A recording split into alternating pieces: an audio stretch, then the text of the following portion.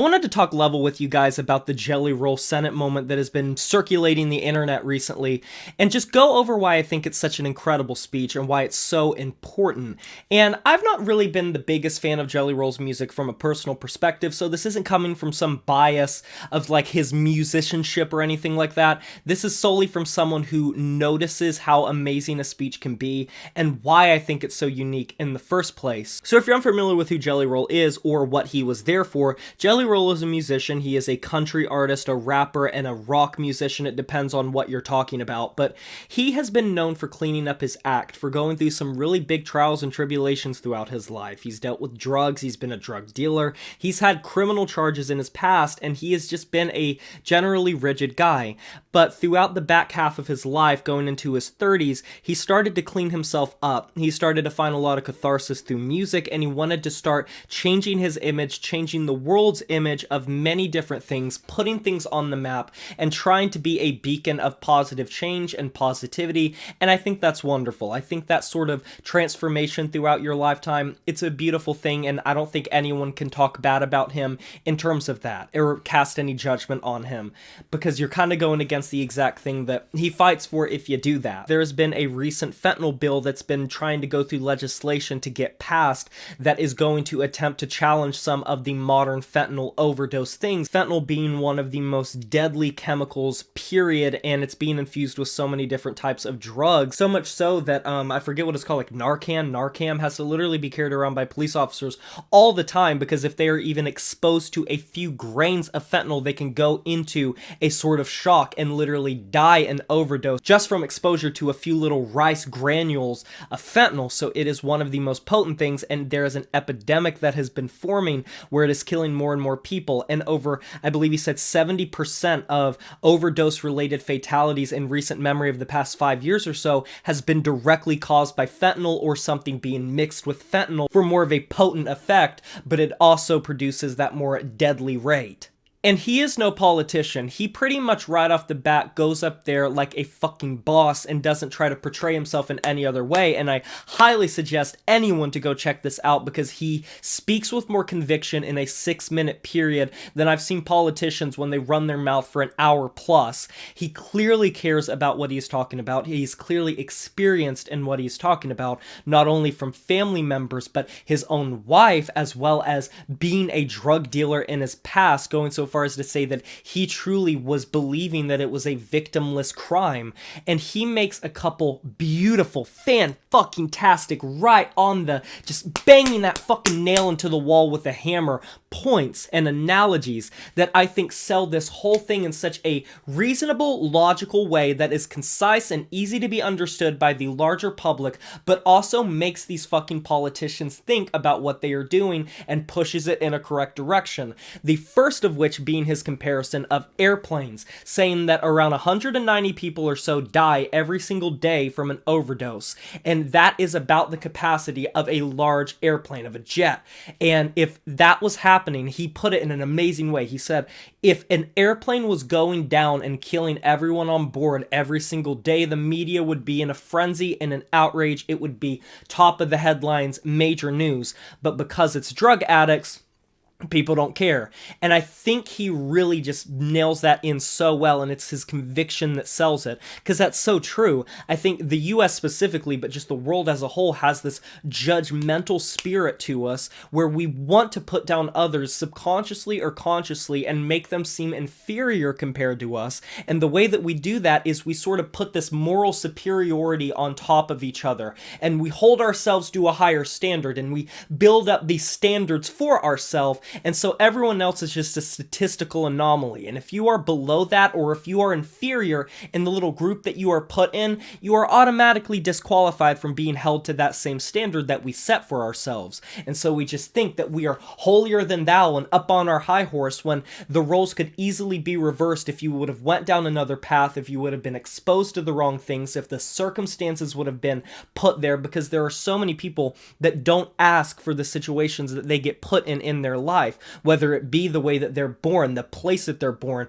being born into poverty, being born into a family without much education or any way of getting you education, being born into unsafe living conditions. The list goes on and on and on, and that doesn't even go into the societal pressures that are put on, and depending on where you live, job opportunities and opportunities in general sometimes being lesser than others. And so when you see these people that get involved with drugs as children, as teenagers, and when they are adults and they are spiraling because of the decisions that they made when they were fucking 12, 13, 14, and you are still holding them to that same standard when they literally were so traumatized they didn't know whether they were fucking coming or going, and they didn't know any better, and so they're strung out. Instead of trying to help them, you put yourself in a position to put them lower down. That doesn't help anyone, and it probably only perpetuates the issue. I think that analogy was perfect because it really does highlight the fact that we hold these people that are either homeless or addicted to alcohol, addicted to drugs, addicted to cigarettes. We immediately cast that judgment, and without knowing a damn thing about them, we look at them and say,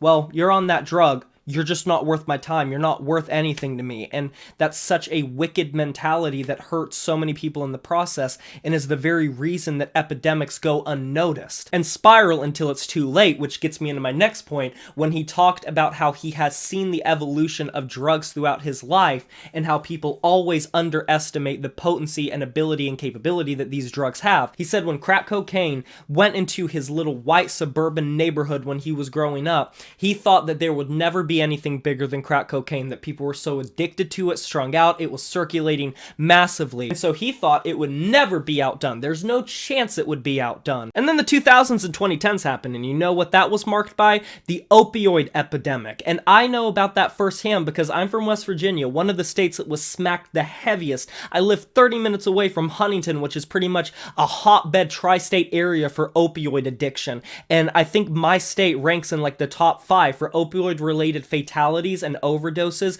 throughout the 2000s and 2010s. So don't even come here telling me that I don't know what the fuck I'm talking about. I've seen and researched the statistics, and I know the evil that that can cause. And I'm not villainizing the people that are on that because I know it's a lot more of a nuanced and complex scenario than people give it credit for. And he highlights the fact that every time that one of these things burst on the market, people just don't take it seriously in the way that they should. They don't have the same amount of passion and care for the topic that they absolutely should, and this costs thousands, tens of thousands of lives over time. And as this spirals, it gets worse and worse. And I literally just know that in my lifetime, I have seen fentanyl do so much that I swear to God, this drug and this synthetic is going to kill more people than crack cocaine, than crystal meth, than the fucking opioid epidemic. Because the thing is, it's not only spreading faster, it is far more addictive, and it is far more fatal. With the kill rate of fentanyl literally being skyrocketed over 70 times as likely as crack cocaine, 54% more likely than crystal meth. Mind you, meth and cocaine have cost people tens of thousands of lives. It's a serious, nasty drug, and I watched a documentary recently of a person going to a music festival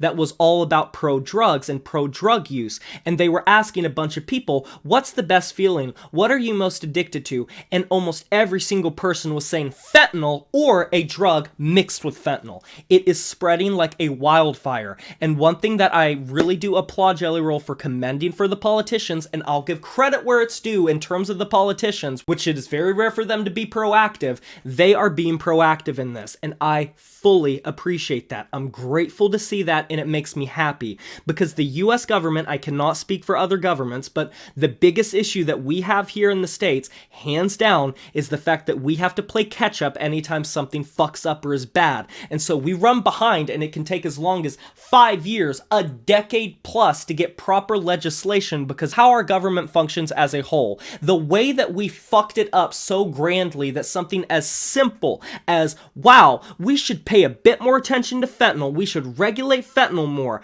and Big Pharma are the only ones that are actually challenging this and going against it. I wonder why. It's almost as if Big Pharma haven't been the biggest fuck-ups in terms of the US government and stifling medical incredible progress. I wonder why they're doing that. I wonder if it's because, I don't know, they want the synthetics for medical research and they want to use fentanyl for other purposes. You can still do that. They're not wanting to take it away from you. It's like people saying that gun control is taking away your guns. No, it's just regulating it, doing it more properly. No one's taking shit away from anyone, but Big Pharma is always going to run their fucking mouths and flap them about how it's going to take away their medical research when it's literally killing thousands of people and spreading like a wildfire, specifically in lower income cities where it is becoming cheaper to make, cheaper to sell, but the prices are going up on the black market, and because the highs are better, people are paying more and more and more. And you desperately needed someone like Jelly Roll to come on and talk about these serious issues,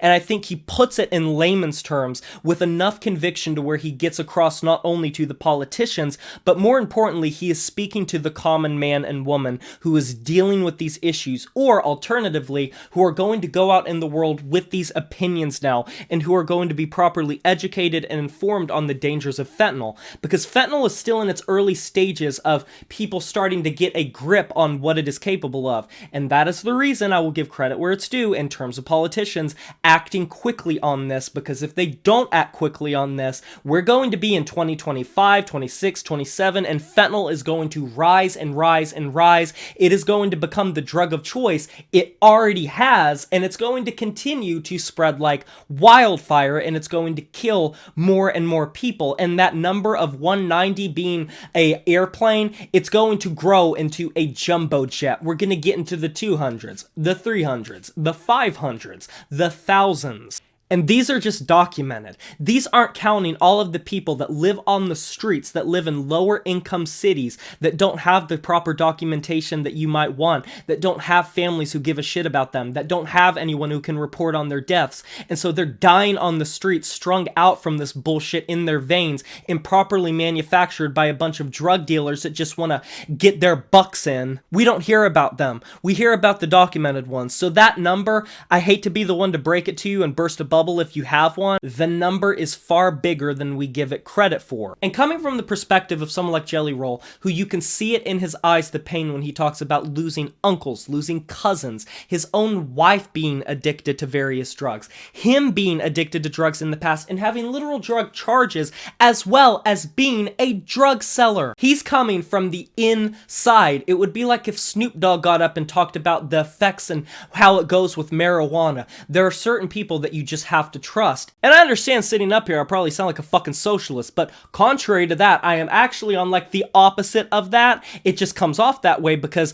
I honestly think it's a bunch of white old fucking putz pundit dipshits up on that board that are trying to make decisions for shit they don't know absolutely anything about, and they get to go home in their comfy little beds and go to sleep and lay their little balding heads down at night and act like it doesn't affect them, and so they don't have to, they can take their time. They can take their time and mosey on down and let it run through the whole system. They are in no rush. They are in no hurry. They don't really fucking care because they have to tiptoe across the minefields, and they're so damn worried about their donors, and they're so worried about their political standing and their reputation that they can't just make an easy decision that is literally about life or death. And if we would have had more people in government that took the opioid crisis more seriously, that took the crack cocaine and crystal meth epidemics more seriously, we might have made quicker progress to stop it from getting to the point to where it is. Addiction should never be villainized. It should never be scrutinized. And having someone like Jelly Roll up there that is willing to speak out in such an eloquent and simple way